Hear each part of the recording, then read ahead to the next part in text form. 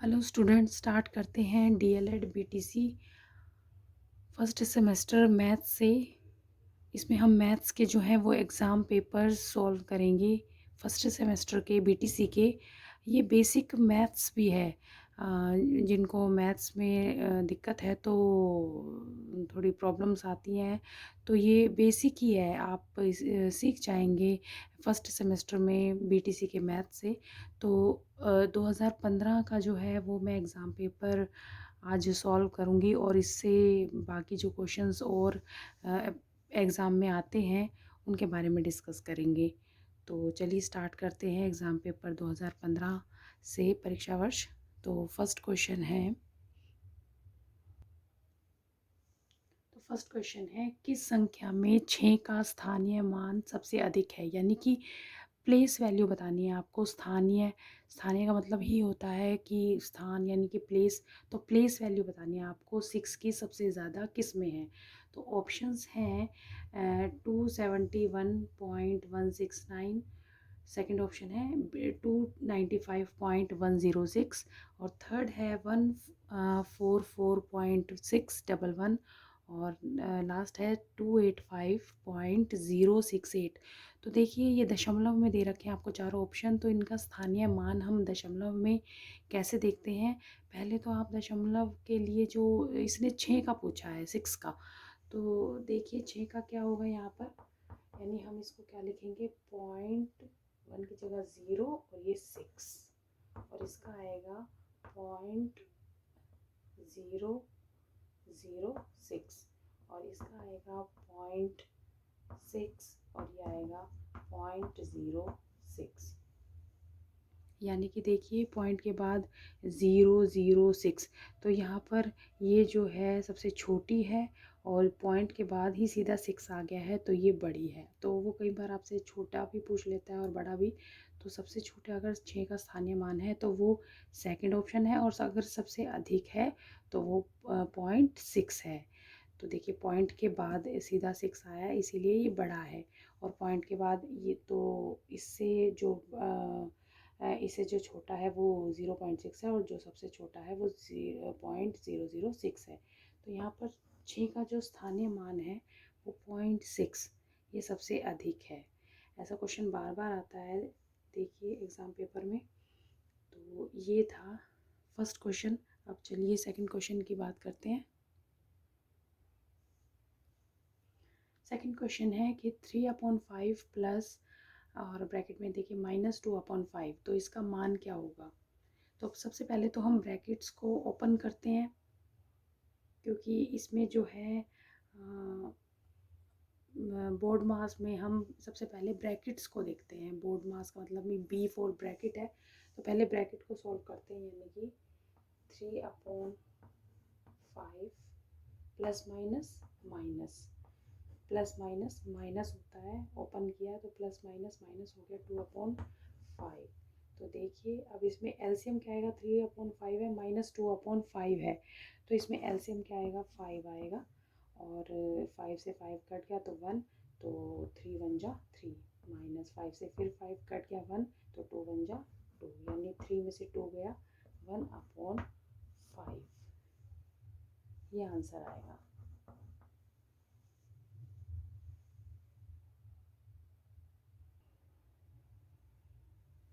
तो देखिए मैंने आपको 2 सम अभी कराए हैं, लेकिन जो फर्स्ट सम कराया आपको तो उस फर्स्ट सम से रिलेटेड और जो है वो बातें मैं आपको बताती हूँ। स्थानीय मान और जातीय मान दो तरह के होते हैं।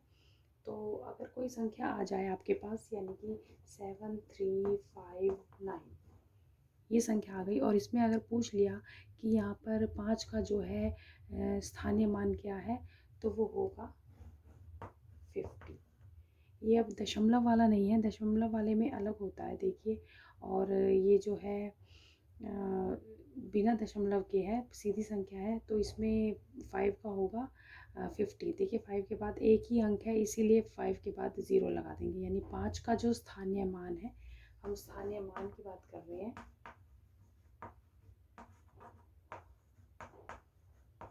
तो 5 का स्थानीय मान होगा 50 और 9 का होगा 9 ही, क्योंकि इसके पीछे कोई संख्या नहीं है। 3 का होगा 300 और 7 का होगा 7000। ये होगा स्थानीय मान। और अगर इनका जातीय मान पूछ लिया जाए, अगर यही संख्या है 7359 और उसने पूछ लिया हमसे जातीय मान, तो जातीय मान क्या होता है, उसी संख्या का वही होता है। 9 का अगर जातीय मान कहेगा तो 9 होगा, 5 का जातीय मान कहेगा तो 5 होगा, 3 का 3 होगा और 7 का 7 ही होगा। जातीय मान वही रहता है, फेस वैल्यू। और प्लेस वैल्यू वो मैंने आपको बता दी। और दशमलव वाली संख्याओं का किस तरह से होता है, अगर मान लीजिए यहीं पर ही अगर मैंने यहाँ पर दशमलव यूज़ कर दिया है 73.59, तो यहाँ पर इसका स्थानीय मान मान लीजिए 3 का वो पूछ रहा है, तो यहाँ पर सबसे पहले आप इसका विस्तारित रूप ही लिख दीजिए। कई बार आता है कि विस्तारित रूप लिखिए,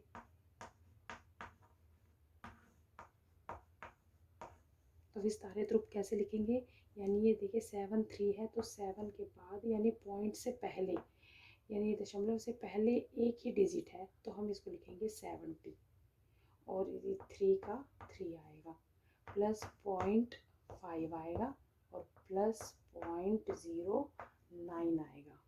ये विस्तारित रूप है और यही इनके स्थानीय मान भी है। अगर 7 का स्थानीय मान पूछा जाए तो 70 होगा, 3 का स्थानीय मान पूछा जाए तो 3 होगा, 5 का स्थानीय मान पूछा जाए तो 0.5 होगा, और 9 का स्थानीय मान पूछा जाए तो 0.09 होगा।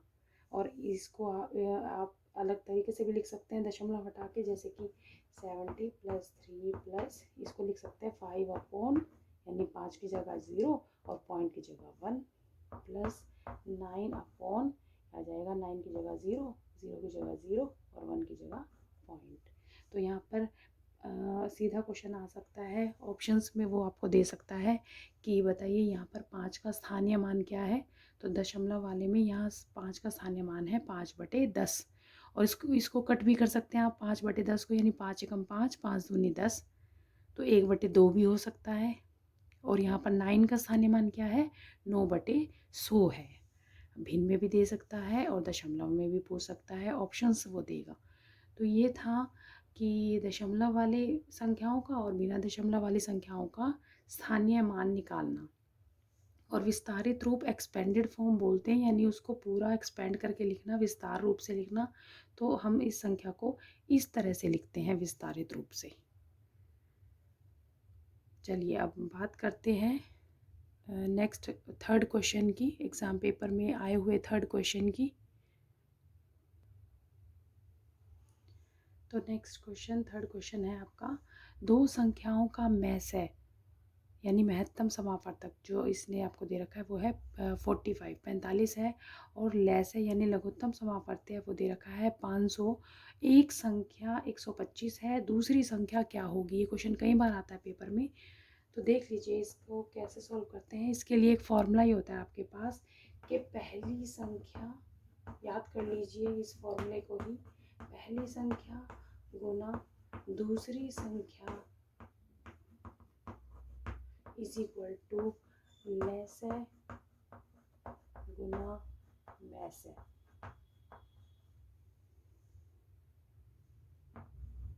यानी पहली संख्या इसने आपको दे दिया, एक संख्या 125 है तो पहली संख्या दे दी 125, और दूसरी संख्या ये आपसे पूछ रहा है तो दूसरी संख्या ही लिख दीजिए, या फिर x मान लीजिए, x लिख दिया हमने, और उसने दिया है आपको लेस है दे रखा है यानी कि 500, और मैस है दे रखा है आपको 45।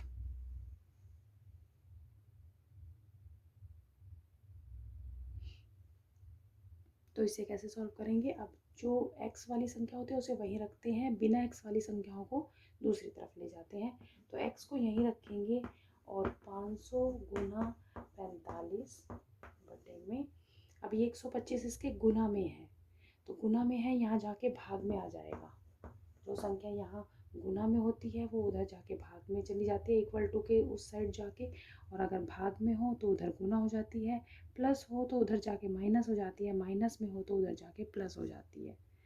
तो चलिए अब इसको सॉल्व, ये गुना में थी, भाग में लेकर चले गए हम, अब ये इसको सॉल्व कर देंगे यहाँ पर। तो इसको आप 5 से भी सॉल्व कर सकते हैं और सीधा 25 से भी सॉल्व करते सकते हैं। तो ये जाएगा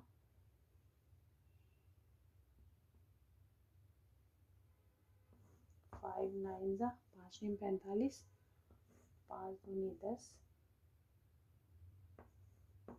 5 से 25, उसके बाद 25 से ही सीधा कट कर सकते हैं, 25 दूनी 50 और 0, तो 20 मल्टीप्लाई 9 यानी कि 9 0 0 9 दूनी 18, तो 180, 180 आंसर आ गया है यहाँ पर, यानी दूसरी संख्या जो है वो 180 होगी।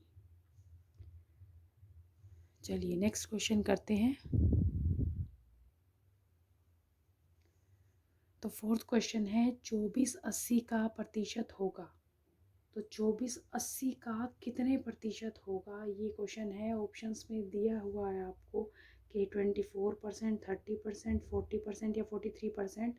तो इन क्वेश्चंस को कैसे निकालते हैं, देखिए कि 24 80 का कितने प्रतिशत होगा, यानी कि 24 80 का, तो 80 का कितने प्रतिशत 24 है, यानी 80 का कितना परसेंट 24 है, तो कितना परसेंट हमने x परसेंट मान लिया कि 24 80 का प्रतिशत होगा, तो 80 का कितने प्रतिशत 24 है, तो 80 और कहा का मतलब होता है गुना, और x बटे में प्रतिशत हटाएंगे तो नीचे लगाएंगे 100 इज इक्वल टू 24। अब देखिए x वाली संख्या को यहीं रखेंगे और 24 के, ये देखिए 80 मल्टीप्लाई में है तो ये डिवाइड में चला जाएगा, और ये यहाँ पर x के डिवाइड में है तो यहाँ जाके मल्टीप्लाई हो जाएगा 100, तो x को यहीं रखेंगे। अब हम यहाँ पर जो है वैल्यू निकाल देंगे x की, देखिए 0 से 0 और 8 या 24, तो 10 या 30, 10 3 ज़ा 30, यानी x की वैल्यू आ चुकी है यहाँ पर 30, यानी 30% है। तो 80 का कितने प्रतिशत 24 है, 80 का 30% 24 है, तो 30% आंसर आएगा।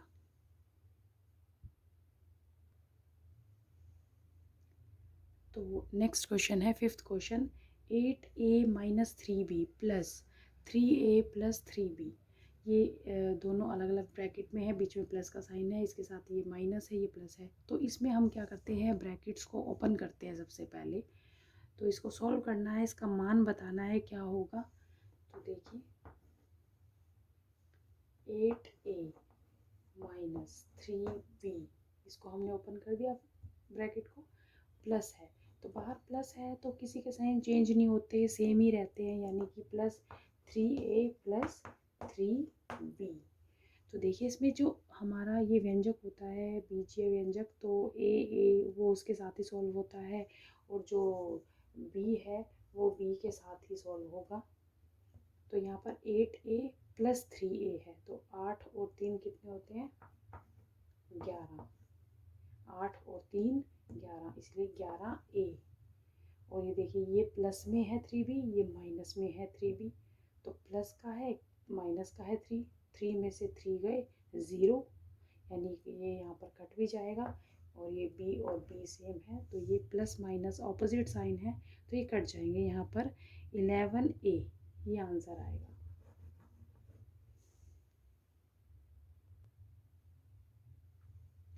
तो ये नेक्स्ट क्वेश्चन है, 5 क्वेश्चन जो है वो 1 मार्क्स के आते हैं, ऑप्शनल आते हैं वो मल्टीपल चॉइस क्वेश्चन के, उसके बाद ये 1 मार्क्स के और क्वेश्चन आते हैं। 25 मार्क्स का आपका मैथ्स का एग्ज़ाम पेपर आता है, और 25 में से 12 नंबर पे आप पासिंग मार्क्स होते हैं, यानी 12 नंबर पे 12 मार्क्स जिसके आते हैं वो पास माना जाता है, अगर 11 आ गए तो बैक लग जाती है, इसीलिए ध्यान रखिए 25 में से 12 नंबर वाला जो है वो पास माना जाएगा।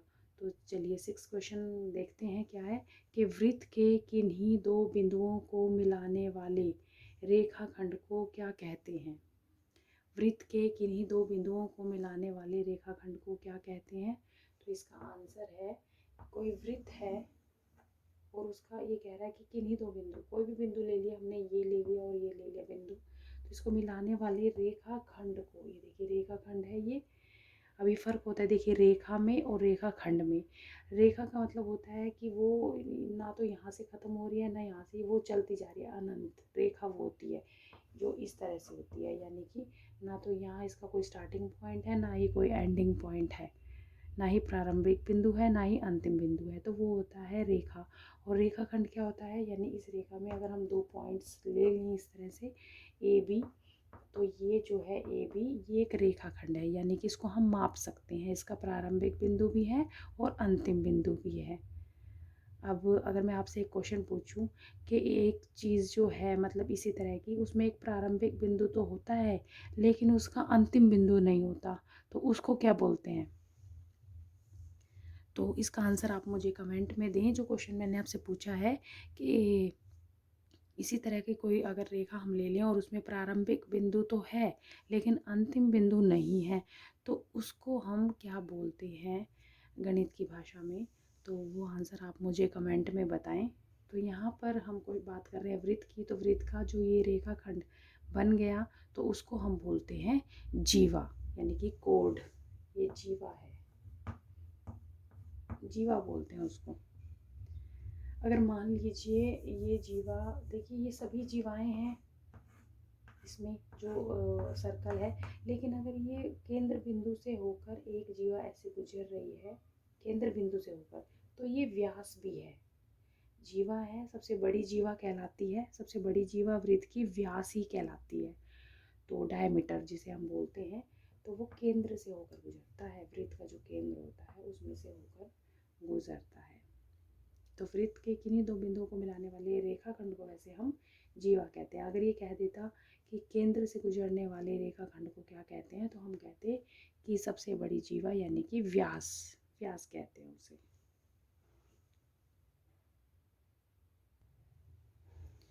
तो नेक्स्ट क्वेश्चन है 7th क्वेश्चन, 48 + 8 × 0.75 - 5। तो देखिए इसमें प्लस भी दिखाई दे रहा है, मल्टीप्लाई भी दिखाई दे रहा है और माइनस भी दिखाई दे रहा है। तो इन सम को हम कैसे सॉल्व करते हैं, ये बोर्ड मास वाले सम होते हैं। सबसे पहले आपको इसके लिए बोर्ड मास को समझना पड़ेगा। तो बोर्ड मास क्या होता है, बोर्ड मास का मतलब होता है, ये एक ट्रिक है, इसको आप याद कर लीजिए। बोर्ड मास यानी कि बी का मतलब होता है कि सबसे पहले आप ब्रैकेट सॉल्व करेंगे। इसका मतलब बार भी होता है, अगर बार भी दिया हो किसी संख्या में तो सबसे पहले बार भी सॉल्व करते हैं और फिर ब्रैकेट दे रखी हो तो ब्रैकेट को ओपन करते हैं। उसके बाद ओ, ओ का मतलब होता है ऑफ, यानी कि का। तो का मतलब वही होता है कि मल्टीप्लाई करना है, लेकिन अगर लिखा हुआ दिया होगा का, तो आपको पहले इसी को सॉल्व करना पड़ेगा और इसका मतलब गुना ही होता है। डी का मतलब है डिवीज़न, साइन दे रखा होगा डिवाइड का तो आप डिवाइड करेंगे। पहले आप ब्रैकेट सॉल्व करेंगे, फिर आप का को सॉल्व करेंगे, फिर डिवाइड को सॉल्व करेंगे, उसके बाद आप मल्टीप्लाई को सॉल्व करेंगे। और ए का एम का मतलब है मल्टीप्लिकेशन, ए का मतलब है एडिशन और एस का मतलब है सब्ट्रैक्शन। तो यहाँ पर बी का मतलब है बार ब्रैकेट्स, पहले उसको सॉल्व करेंगे आप, अगर दे रखा है, यहाँ पर है ही नहीं बार ब्रैकेट्स तो हम कुछ सॉल्व नहीं करेंगे। और ओ का मतलब है ऑफ, यानी कि का, यहाँ पर का भी नहीं लिखा हुआ तो इसलिए हम का को भी नहीं सॉल्व कर सकते। फिर है डिवाइड, तो डिवाइड का साइन देखिए यहाँ पर डिवाइड का साइन भी नहीं है भाग का। और फिर देखिए मल्टीप्लाई, तो मल्टीप्लाई का साइन है यहाँ पर, यानी कि हम ना तो 48 को 8 से प्लस करेंगे, ना ही इस 0.75 में से 5 को माइनस करेंगे। हम सबसे पहले करेंगे, बोर्ड मास हमें कहता है कि आप मल्टीप्लाई कीजिए, तो हम मल्टीप्लाई करेंगे, यानी कि पहले हम इसे सॉल्व करेंगे, 8 × 0.75 को सॉल्व करेंगे। फिर हम इसको सॉल्व करने के बाद फिर हमारा बोर्ड मास कहता है कि प्लस कीजिए, तो फिर हम जो भी संख्या हमारी आ जाएगी उसको इसके साथ प्लस करेंगे। फिर जो हमारे पास आंसर आ जाएगा फिर हम माइनस कर देंगे उसमें से 5 को, क्योंकि ये बोर्ड मास कहता है लास्ट में आप कीजिए माइनस सब्ट्रैक्ट कीजिए। तो इसके अकॉर्डिंग आपको चलना पड़ता है इन सम्स में, जिसमें आपको गुना, भाग, प्लस, माइनस सभी कुछ दिखाई देता है। तो चलिए सॉल्व करते हैं अपनी सम को।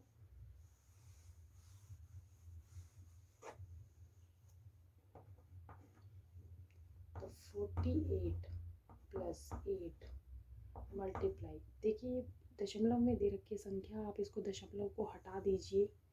सबसे पहले तो ये दशमलव हमें डिस्टर्ब करता है, या तो सीधा गुना भी कर देते हैं बच्चे, वो भी कर सकते हैं आप। लेकिन देखिए हम 75/5 की जगह 0, 7 की जगह 0 और पॉइंट की जगह 1, 75/100 आ गया हमारे पास, -5।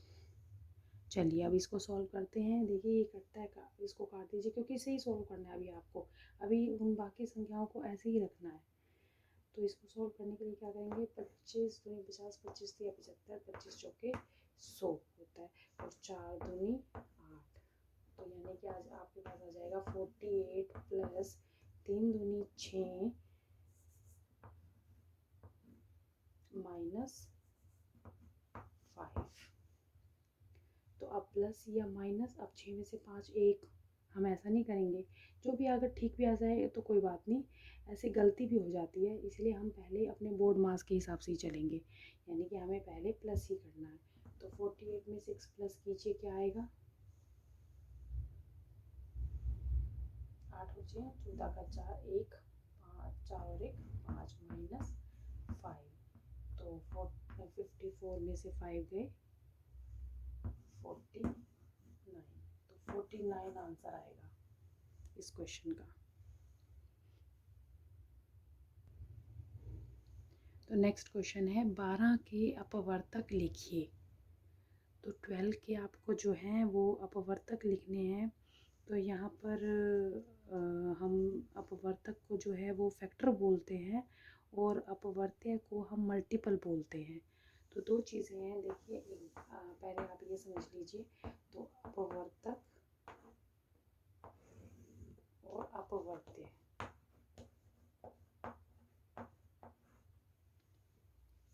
तो अपवर्तक होते हैं जिनको हम बोलते हैं इंग्लिश में फैक्टर बोलते हैं इनको, और ये होते हैं मल्टीपल्स।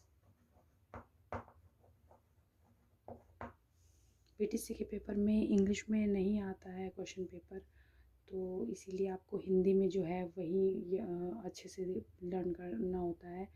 देखिए तो अपवर्तक और अपवर्त्य क्या होते हैं। अपवर्तक यानी कि वो होते हैं जिनसे जो भी, जैसे 12 के अपवर्तक पूछे हैं तो 12 किस संख्या से डिवाइड हो जाती है, भाग हो जाती है।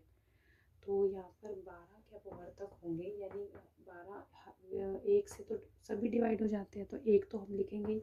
12 2 के टेबल में भी आता है, देखिए 12, 3 के टेबल में भी आता है, 2 6 के 12, 3 6 के 12, और फिर 4 में 4 3 12 भी होता है, 5 6 6 दूनी 12 होता है, और 7 8 9 10 11, और फिर सीधा लिखेंगे 12। तो यानी 1 से भाग है, 2 से, 3 से, 4 से, 6 से और 12 से। तो आप वे सारी संख्याएं लिखेंगे जिनसे ये संख्या भाग हो जाती है, यानी इन सभी संख्याओं से ये संख्या भाग हो जाती है। तो ये इसके अपवर्तक हैं। और अगर 12 के अपवर्त्य पूछ लिए जाएँ तो मल्टीपल्स क्या होते हैं, आप टेबल लिख दीजिए उसका सीधा ही, यानी 12 एकम 12, 12 दूनी 24, 12 तिया 36, 12 चौक 48, अप टू इन्फिनिटी तक। तो ये होते हैं अपवर्त्य। और उसके बाद तो ये है अपवर्तक अपवर्त्य। जैसे कोई भी और संख्या है, आप उसका बताएंगे, मान लीजिए आप कहेंगे कि 5 के ही बताने हैं हमें अपवर्तक, तो 5 किससे डिवाइड होता है, 1 से होगा और 5 से होगा, और कोई संख्या है ही नहीं। तो 5 के अपवर्तक जो है वो 1 और 5 होगा, और 5 का जो अपवर्त्य है वो क्या होगा, तो अपवर्त्य यानी कि इसका टेबल लिख देते हैं सीधा, तो वही इसके अपवर्त्य ही होते हैं। 5 एकम 5, 5 दूनी 10, 5 तिया 15, 5 चौके 20, अप टू इन्फिनिटी। अब देखिए समापवर्तक क्या होते हैं। समापवर्तक,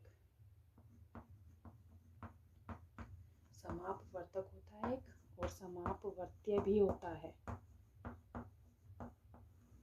तो समापवर्तक और समापवर्त्य क्या होता है, इसके लिए आपको दो संख्याएं वो देगा ही देगा, यानी कि मान लीजिए यहीं ऊपर ही ले लीजिए आपके 12 और 5, उसने दो संख्याएं दे दी कि 12 और 5 का के जो हैं वो समापवर्तक बताइए, 12 और 5 के।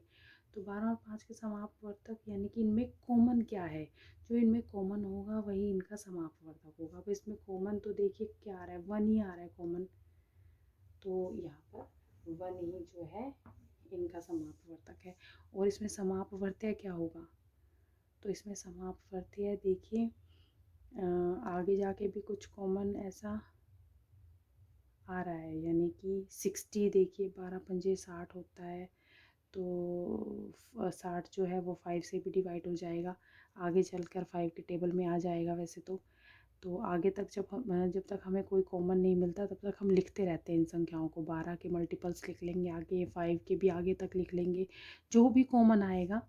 तो इसमें 60 जो है मुझे कॉमन दिखाई दे रहा है, तो 60 आ जाएगा इसका समापवर्त्य, क्योंकि 60 जो है वो 12 के टेबल में भी आएगा और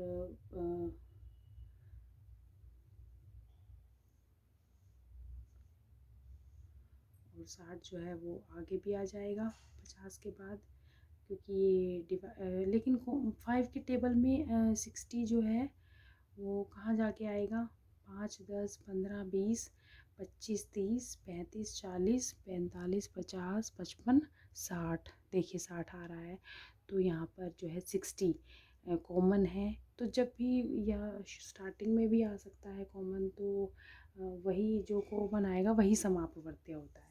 तो आपको समापवर्तक के लिए उन्हीं जिन संख्याओं का समापवर्तक पूछा है उनके पहले अपवर्तक निकालने पड़ेंगे, और समापवर्त्य अगर पूछा है तो उन संख्याओं के पहले आपको अपवर्त्य निकालने होंगे, और उनका कॉमन जो है वो निकल जाता है इस तरीके से।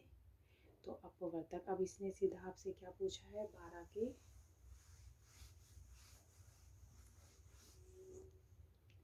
12 के अपवर्तक पूछे हैं, तो 12 के अपवर्तक क्या होते हैं, यानी अपवर्तक आपको पता चल गया है, यानी 12 जिन संख्याओं से भाग होगी, यानी कि 1 से 2 से 3 से 4 से 6 से और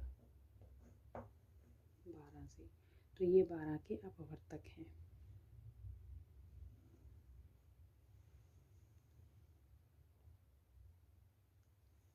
नेक्स्ट क्वेश्चन है 9th question, -2x² minus into -x² plus 4x, इसका मान बताइए, इसका मान क्या होगा।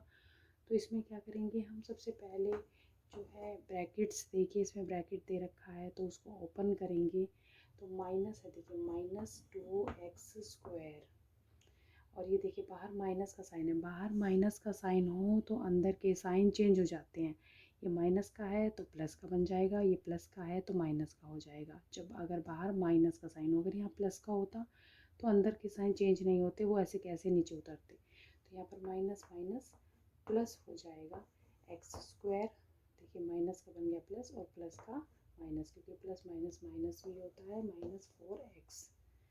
तो यहाँ पर अब देखिए बीजीय व्यंजक कौन से सेम है, ये x² है, x² है, ये इसके साथ सॉल्व होगा, ये x की संख्या है खाली, ये अलग से रहेगी फिर, तो x² है, x² है, देखिए बीजीय व्यंजक तो हम ऐसा का ऐसा ही लिख देते हैं। अब ये -2 है, ये +1 है, तो -2 +1, इन दो में से एक क्या होता तो एक है, लेकिन साइन माइनस का आएगा, क्योंकि बड़े के साथ जो साइन होता है वही आता है, इसलिए माइनस का x², दो में से एक क्या, एक, तो एक को लिखिए ना लिखिए वही मतलब है, -x² -4x, ऐसा कैसा लिखा जाएगा, इसके साथ कोई और संख्या नहीं है, तो यही आपका आंसर है। या फिर आपका आंसर माइनस कॉमन लेके इसको x² + 4x भी आप लिख सकते हैं, और ये भी आपका आंसर हो सकता है। तो ये है इसका सॉल्यूशन, ये है इसका मान। उसके बाद नेक्स्ट क्वेश्चन है 150 का 12% कितना होगा, 150 का 12% कितना होगा। तो 150 देखिए का मतलब होता है गुना, और 12% यानी कि 12/100 लिख सकते हैं आप इसको, क्योंकि प्रतिशत हटाते हैं तो बटे में 100 लगाते हैं, देखिए यहाँ पर इसको अब सॉल्व कर देंगे हम सीधा ही, 0 से 0 कैंसिल, और ये 5 से कट जाता है, 5 दूनी 10, 5 3 15, तो 2 6 12, तो 6 दिया 18। यहाँ पर 150 का 12% होगा 18 आंसर आएगा।